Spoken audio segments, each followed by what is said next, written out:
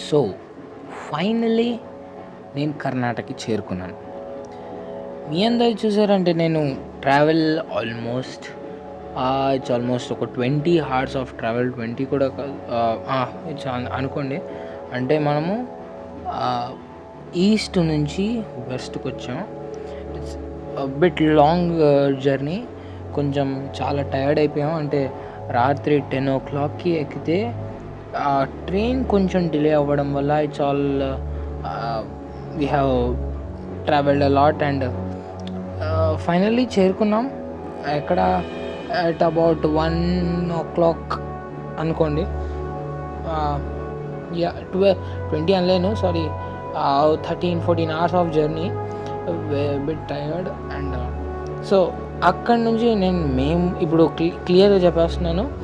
మేము దిగింది హుబ్లీలో, దగ్గర గోవా దగ్గర, బట్ ఇట్స్ ఆల్సో కర్ణాటక. అక్కడ హుబ్లీలో దిగాము.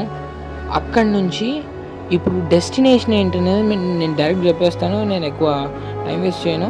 సో హుబ్లీ నుంచి మేము వెళ్ళబోయేది గోకర్ణకి వెళ్ళాలి అంటే సో బస్, డైరెక్ట్ ట్రైన్స్ లేవు. ఐదర్ ఫ్రమ్ బస్ లేదంటే ఏదైనా వెహికల్ మాట్లాడుకోవాలి. సో మేము కార్ మాట్లాడుకొని వెళ్ళామన్నమాట.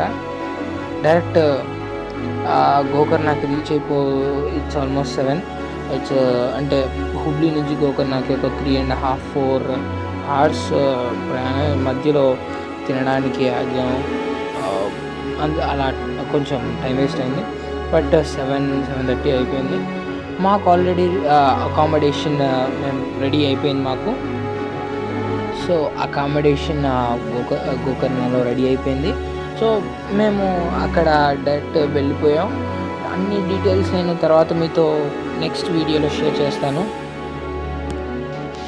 నెక్స్ట్ వీడియోలో చాలా విషయాలు షేర్ చేయాలనుకుంటున్నాను.